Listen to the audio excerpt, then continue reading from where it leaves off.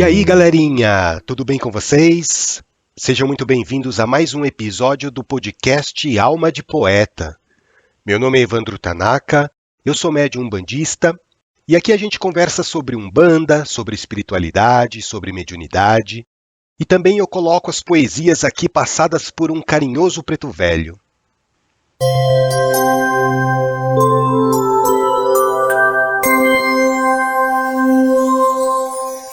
E como já faz um tempinho que eu não coloco nenhuma poesia aqui no podcast, hoje eu vou recitar para vocês uma poesia recebida do plano espiritual e que conta a história de um político. Gente, um político, acreditem. Na verdade, é a história de um político que exerceu cargo público aqui no Brasil. Diz o pai Antônio que foi um político de bastante influência na nossa sociedade. Só que ele não fala nem quando e nem quem foi esse político, né? Eu imagino que esse anonimato seja proposital e importante para preservar a identidade e a privacidade de algumas pessoas. Mais do que a experiência de vida que esse ex-político nos passa, por meio das palavras poéticas do pai Antônio, vale muito a pena a gente prestar atenção nos ensinamentos, nas orientações que esse espírito nos transmite. Vamos ouvir a poesia?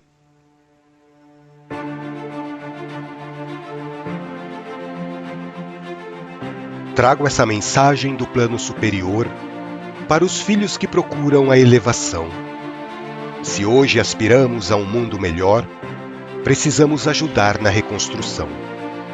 O mundo passa por um momento delicado, do qual o vosso país não está imune, e os irmãos com pensamento perturbado verão que a justiça nunca deixa impune. A luz começou a higienizar o planeta, para renovar a humanidade inteira. Não deixe que a maldade comprometa, pois está na hora de limpar a sujeira.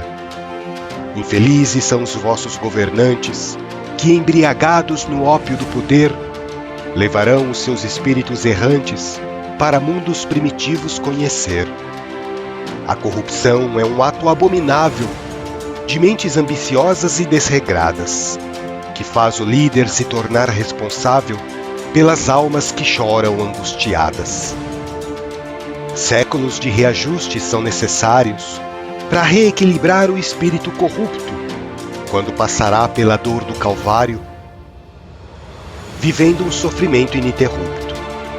Eu vos falo com conhecimento de causa, por experiência vivida na matéria, quando cobicei a riqueza que atrasa e mantém o espírito na miséria. Fui um político de muita perspicácia, dos vossos livros bastante conhecido. Nos bastidores atuava com audácia para manipular agentes corrompidos. Inúmeros recursos financeiros desviei com o único propósito de locupletação. A dor do povo quase sempre ignorei, enrijecendo ainda mais meu coração. Mas a justiça de Deus, que nunca falha, veio curar a consciência atormentada, fazendo-me reencarnar em difícil batalha para recuperar a paz que me faltava. Sofri uma nova vida de muitas privações ao reencarnar como criança em orfanato. A fome e a dor ensinaram suas lições para o arrogante político do passado. Diariamente sofria duras agressões dos funcionários vivendo insatisfeitos, que descontavam as suas decepções, maltratando aquele órfão indefeso. Mal sabiam os algozes do presente que aquele pobre menino abandonado, de aparência humilde e ar inocente, foi um político corrupto do passado. Hoje eu trabalho na seara do Cristo, após muitos séculos de aprendizado, mas na política do mundo eu insisto para indicar o caminho abençoado. Não vos aflijais neste momento delicado, pelo qual atravessa vosso amado país, pois uma falange de espíritos abnegados estão arrancando o mal pela raiz. Em breve virão tempos profetizados, com a separação do joio e do trigo.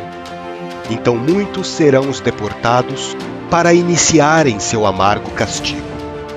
Saibam que a evolução faz parte da vida, e a asepsia do mundo é necessária, para que possamos curar as feridas e alvejar a nossa indumentária.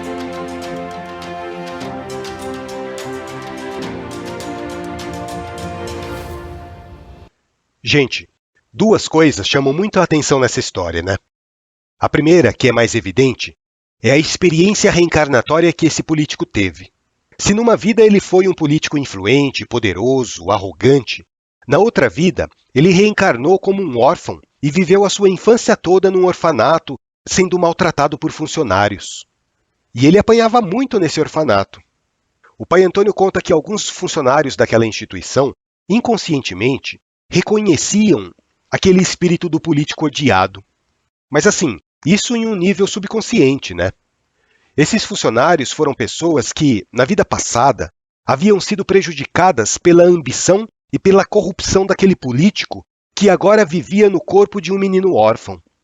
Vocês conseguem perceber nessa história a atuação da lei do retorno na vida desse espírito? Muita gente pensa que é balela, né, essa lei do retorno. Porque na visão de algumas pessoas, vai prevalecer sempre a impunidade. Só que não é bem assim, não. A impunidade é uma palavra que não existe no vocabulário de Xangô. A justiça divina é perfeita. Nós que não conseguimos compreendê-la na sua plenitude por causa da nossa visão atrofiada. Muitas vezes a gente vê uma injustiça aqui na Terra, de alguém tirando vantagem de alguma situação, e a gente pensa que aquela pessoa vai viver impune, seja pelo cargo importante que ela ocupa, seja pelo dinheiro que ela tem para comprar favores.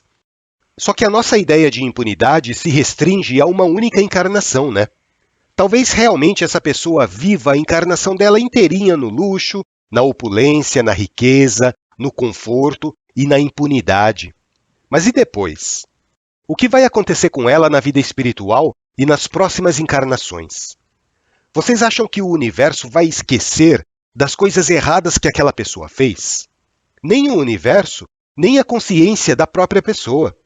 Sim, porque quando o espírito vai evoluindo, a consciência vai despertando, né? Daí começa a cair a ficha de todas as coisas erradas que nós fizemos e a nossa própria consciência começa a nos cobrar para que nós possamos reparar o mal que praticamos. E enquanto a gente não reparar todo o mal praticado, a gente não vai sair daquela situação. O nosso espírito vai estagnar, a nossa consciência vai começar a nos cobrar incessantemente até que tenhamos força para pagar toda a nossa dívida. Eu lembro de uma passagem da Bíblia que Jesus diz o seguinte: Em verdade vos digo que de maneira alguma sairás dali enquanto não pagares o último ceitil. Essas palavras estão lá no Evangelho de Mateus, no capítulo 5, versículo 26. Mas vamos lá, voltando aqui para a história do político. Percebam que os funcionários do orfanato que agrediam aquele menino, eles agrediam como uma forma de descontar as frustrações que eles tinham nas suas vidas. Eles usavam a violência dentro do orfanato como uma válvula de escape, né?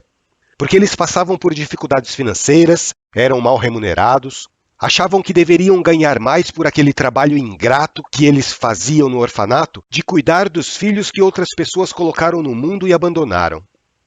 E aqui, a gente vê mais uma vez a lei do retorno em ação. Porque me parece que esse orfanato era uma instituição que recebia recursos públicos para funcionar. Era o governo que repassava verbas para que esse orfanato pudesse exercer suas atividades. Só que olha como são as coisas, né? Da mesma maneira que aquele ex-político desviava verbas em uma vida passada, em proveito próprio, outros políticos também estavam desviando verbas que deveriam ser direcionadas para aquele orfanato. Ou seja, o ex-político do passado estava sentindo na pele o que era ser vítima de corrupção. Porque muitas vezes, pessoal, a gente só consegue desenvolver a nossa empatia sofrendo na pele o que a outra pessoa sofreu, né? E Deus concedeu àquele espírito a oportunidade de vivenciar em uma vida difícil o que é ser vítima do descaso da sociedade, principalmente o que é ser vítima da ambição dos governantes. Por causa da corrupção, por causa do desvio de verbas, aquele orfanato vivia em uma situação deplorável de miséria. Faltava o essencial, não só para os funcionários que recebiam baixos salários, mas principalmente para as crianças que não tinham sequer o básico para viver com dignidade. Tem uma parte da história desse político que não aparece na poesia.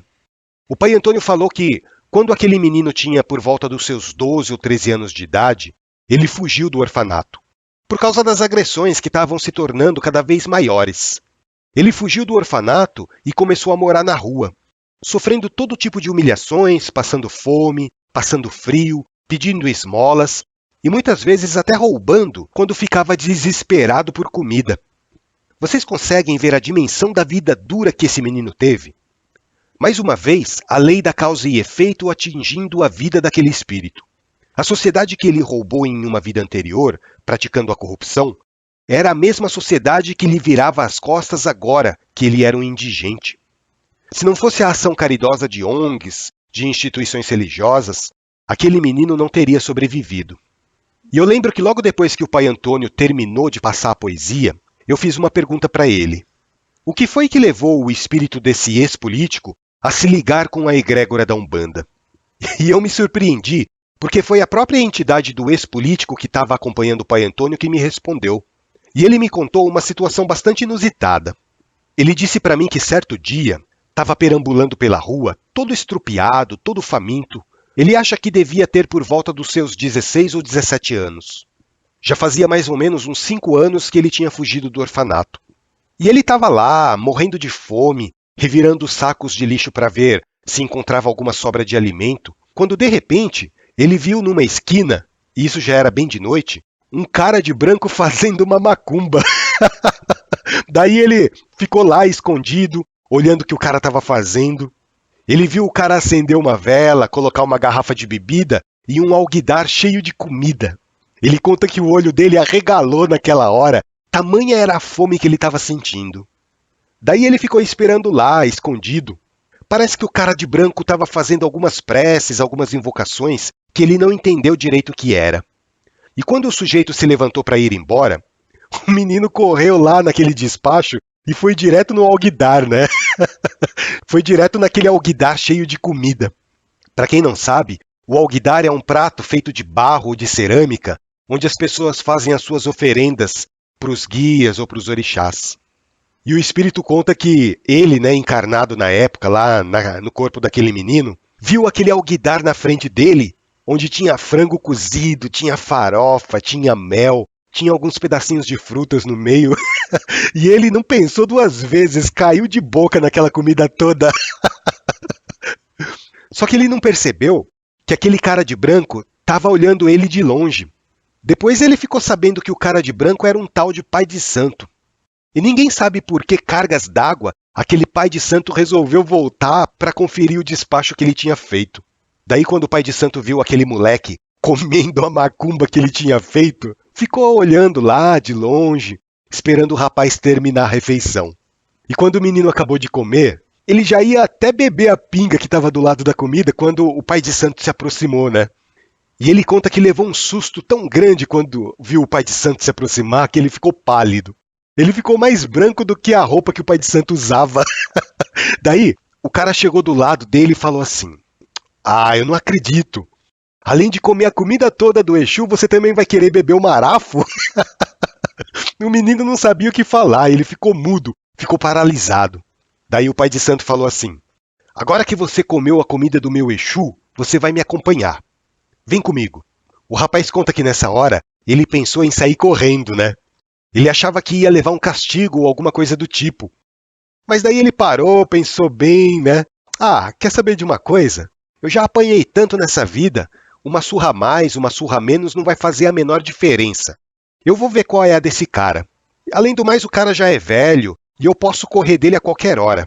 E ele conta que o pai de santo levou ele até um terreiro, deu mais alguma coisa para ele comer, deu umas roupas melhorzinhas para ele vestir, deu uns agasalhos e falou para o rapaz que ele era muito bem-vindo para ir lá sempre que ele quisesse. E com o tempo, esse pai de santo começou a cuidar do rapaz.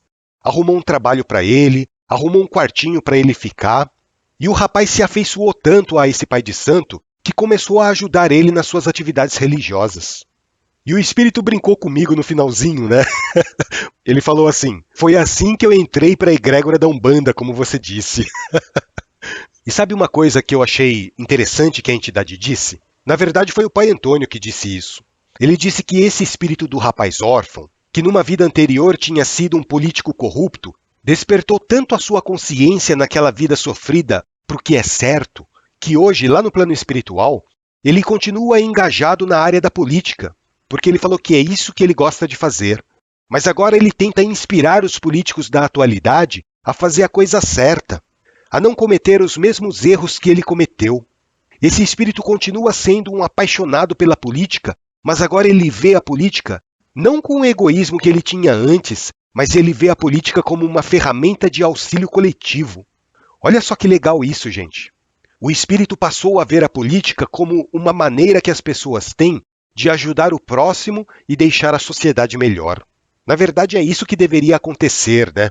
Essa é a luta dele hoje, lá no plano espiritual, de fazer o nosso país se livrar desse karma da corrupção.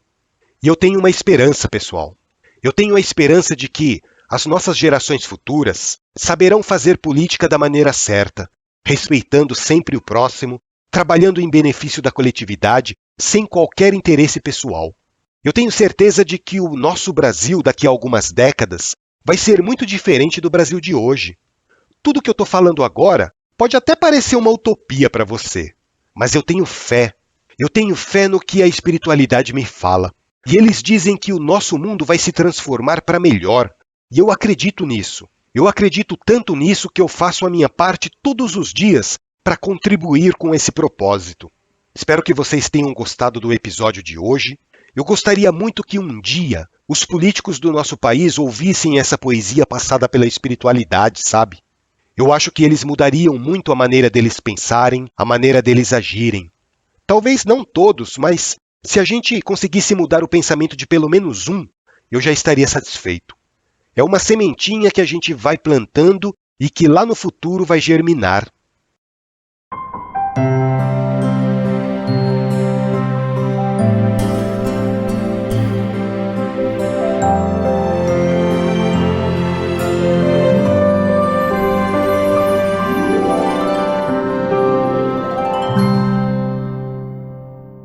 E agora, mudando um pouco de assunto, eu vou fazer um desabafo aqui para vocês.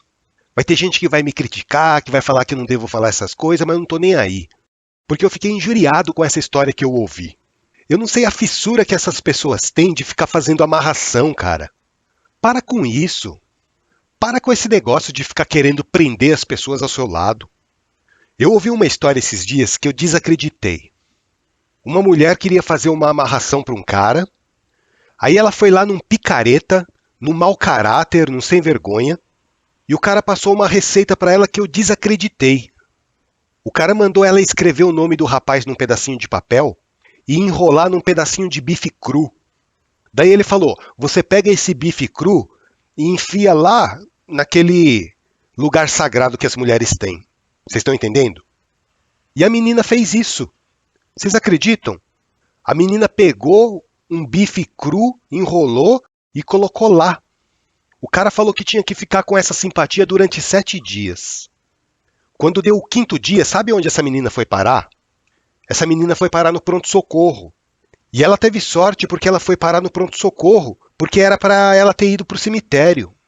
Gente, que absurdo isso. Vocês querem fazer uma amarração? Faz uma amarração para Jesus. Acende uma vela branca para o nosso Pai Oxalá e fala assim, Jesus, de agora em diante eu quero que você fique para sempre na minha vida.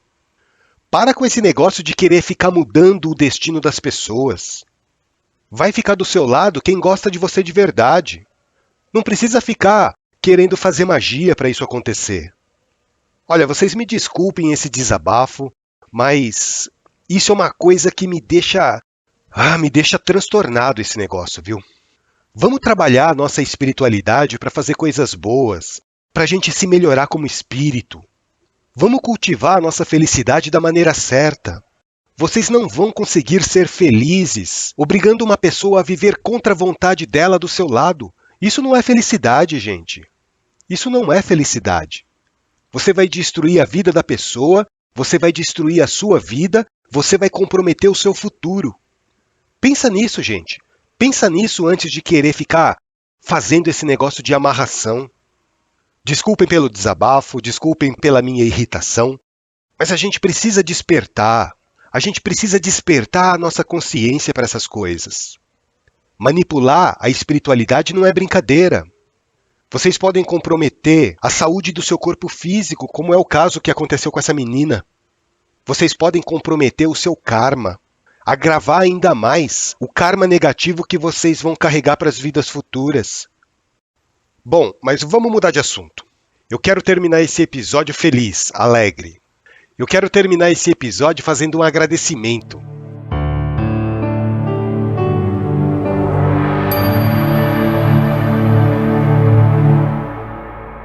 Deixa eu fazer um agradecimento para Linda, do Rio de Janeiro. Ela me escreveu uma mensagem muito carinhosa elogiando o podcast e dizendo que ouvir os podcasts são momentos de reflexão e de calmaria na vida dela.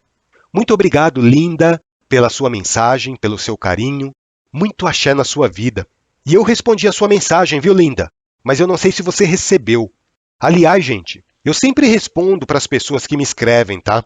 Mas parece que ultimamente, eu não sei porquê, as minhas respostas estão caindo na caixa de spam das pessoas. Então, se você me escreveu, dá uma olhadinha lá na sua caixa de spam, porque talvez a minha resposta esteja lá. Eu acho que o Google está pensando que o Alma de Poeta é um spam querendo vender anúncio. Um grande abraço para vocês, meus irmãos, minhas irmãs, e até o nosso próximo bate-papo.